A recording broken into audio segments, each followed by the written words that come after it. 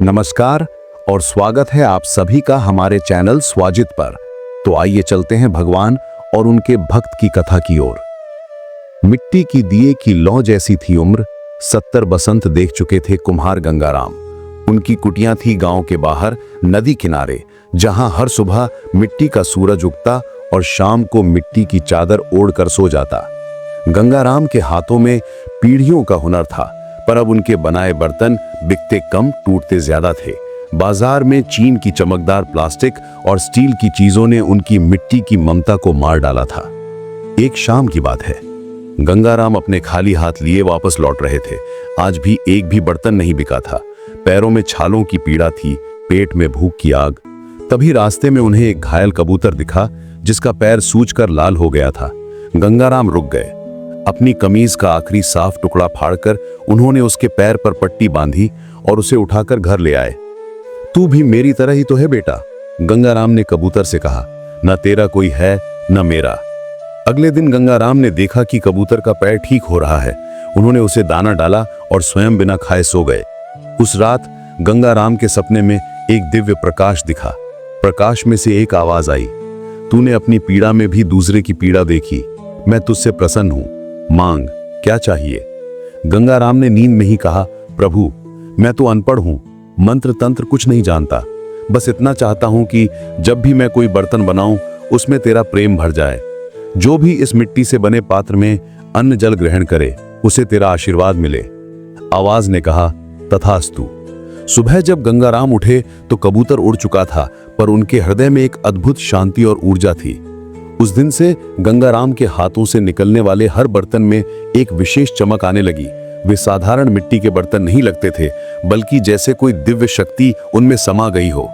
धीरे धीरे अजीब घटनाएं होने लगी। रामू कुमार की बेटी 3 दिन से बुखार में तप रही थी। डॉक्टरों ने हार मान ली थी। एक दिन गंगाराम ने उसे मिट्टी का एक कटोरा दिया, इसमें पानी पिलाना बेटी को। जब लड़की ने उस कटोरे में रखा पानी पिया तो अगले दिन ही उसका बुखार उतर गया। सीता देवी के पति शहर में नौकरी के लिए गए थे और 6 महीने से कोई खबर नहीं थी। गंगाराम ने उन्हें एक मिट्टी का दिया दिया, इसे रोज जलाना।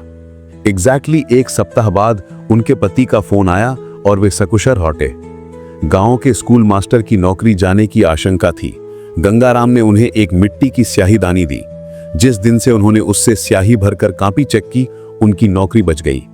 ये घटनाएं चर्चा का विषय बनने लगी। लोग गंगाराम को कुम्हार बाबा कहने लगे। उनकी कुटिया पर लोगों का तांता लग गया। हर कोई उनके बनाए बर्तन चाहता था। एक दिन गांव के सेठ पंडित जी, जो हमेशा से गंगाराम की सादगी पर हंसा करते थे, उनके पास आए। सुनो गंगाराम, तुम्हारे ये बर्तन मुझे बेच दो, मैं तुम्हें अच्छे दाम दूंगा। तुम्हारी उम्र हो गई है, अब तो आराम करो। गंगाराम मुस्कुराए, ये बर्तन तो भगवान के हैं सेठ जी, मैं तो सिर्फ एक माध्यम हूं, ये बिकाऊ नहीं है। जिसे जरूरत हो उसे मैं मुफ्त में दे देता हूं। सेठ का चेहरा लाल हो गया। तू एक गरीब कुम्हार है, तेरे पास ऐसी क्या शक्ति आ गई? ये सब ढोंग है। उसी रात सेठ के घर में चोरी हो गई। उनका सोने का कैलेंडर और नकदी चोरी हो गई। पुलिस ने सारे गांव की तलाशी ली, पर कुछ नहीं मिला। आखिरकार सेठ गंगाराम के पास पहुंचे। बाबा मेरी मदद करो, वो कैलेंडर मेरे पिता की यादगार है। गंगाराम ने एक मिट्टी का छोटा सा घड़ा उन्हें दिया, इसे अपने सिराने रखकर सो जाओ। उस रात सेठ को सपना आया। एक दिव्य प्रकाश में उन्हें चोर का चेहरा साफ साफ दिखाई दिया। अगले दिन पुलिस ने उस आदमी को पकड़ लिया और सारा सामान बरामद हो गया। ये घटना गंगाराम की ख्याति का चरम बन गई। अब तो दूर दूर से लोग उनके पास आने लगे, पर गंगाराम वही साधारण कुम्हार बने रहे। वे सुबह उठते, मिट्टी गूंथते, चाक चलाते और बर्तन बनाते। जो भी आता उसे एक बर्तन दे देते, बिना पैसे लिए। एक दिन जिले का कलेक्टर गंगाराम से मिलने आया। उसने कहा, बाबा आपके चमत्कारों के चर्चे सुनकर आया हूं। मैं आपके लिए एक बड़ा आश्रम बनवाना चाहता हूं, जहां हजारों लोग आपके दर्शन कर सकें। गंगाराम ने विनम्रता से मना कर दिया, साहब मैं तो एक साधारण कुम्हार हूं, मेरा आश्रम यही चाक है, मेरी पूजा यही मिट्टी है। भगवान ने मुझे ये वरदान दिया है कि मेरे बनाए बर्तन में उनका प्रेम भर जाए, मैं इसे बेच नहीं सकता। कलेक्टर ने जिद की, पर बाबा आपकी इस शक्ति का उपयोग औरों की भलाई के लिए होना चाहिए। गंगाराम ने उत्तर दिया, भलाई तो हर बर्तन के द्वारा हो रही है साहब। जब एक माँ अपने बच्चे को मेरे बनाए कटोरे में दूध पिलाती है तो वो दूध अमृत बन जाता है। जब एक किसान मेरे बनाए घड़े का पानी पीता है तो उसकी थकान दूर हो जाती है। यही तो सबसे बड़ी भलाई है। गर्मियों का मौसम था।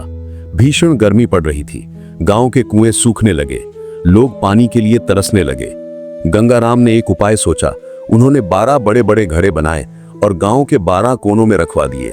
हैरानी की बात यह थी कि ये घड़े कभी खाली नहीं होते थे।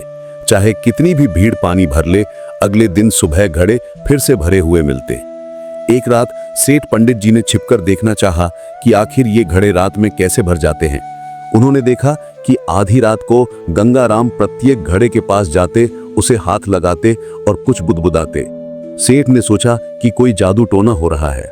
अगले दिन उन्होंने गांव वालों को भड़काया। ये सब जादू है। काले जादू के बल पर ये घड़े भरे होते हैं। एक दिन ये जादू हम सब के लिए अभिशाप बन जाएगा।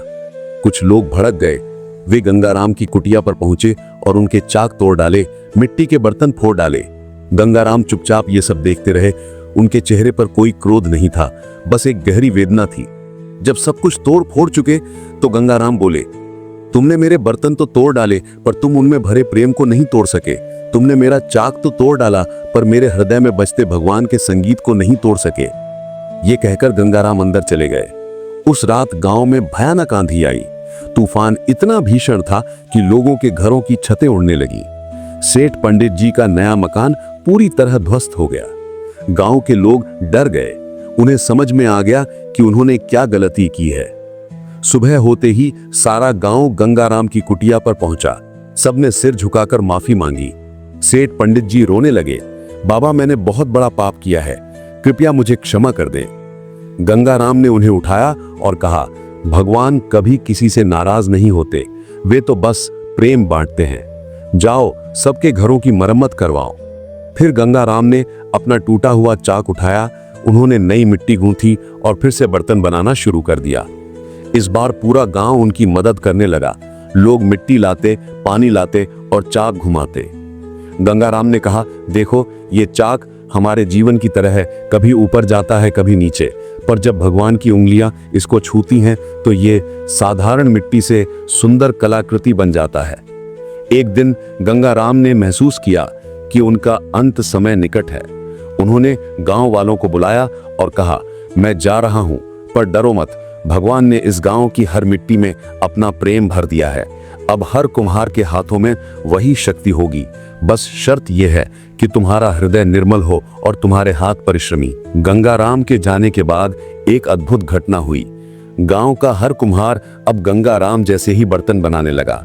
उनके बनाए बर्तनों में भी वही दिव्यता आ गई। गांव का नाम मिट्टी का स्वर्ग पड़ गया और दूर दूर से लोग यहाँ के बर्तन खरीदने आने लगे। आज भी जब कोई उस गांव में जाता है तो वहां के बुजुर्ग यही कहानी सुनाते हैं। भगवान ने साधारण मिट्टी के बर्तन में अपना भक्त चुन लिया था और उस भक्त ने सिखाया था कि भगवान किसी मंदिर मस्जिद में नहीं बल्कि हर उस हृदय में बसते हैं जो निर्मल है और जो दूसरों की पीड़ा समझता है। गंगाराम की समाधि पर एक साधारण मिट्टी का दिया हमेशा जलता रहता है और कहते हैं कि जब कभी कोई सच्चे मन से उस दिए से प्रार्थना करता है तो उसकी मनोकामना अवश्य पूरी होती है। न किसी चमत्कार से बल्कि उस विश्वास से जो मिट्टी में भगवान को देखना सिखाता है। हर भगवान की कथा में छिपा होता है एक रहस्य, एक सीख और एक गहरा भाव। अगर आपको ये कहानी पसंद आई तो लाइक जरूर करें, कमेंट में अपनी भावना व्यक्त करें और सब्सक्राइब करना न भूलें। हम फिर मिलेंगे एक और सुंदर और अनकही भगवानी कथा के साथ। तब तक जुड़े रहिए हमारे साथ, जहां हर कथा भक्ति जगाती है और हर रहस्य दिल को छू जाता है। राधे राधे।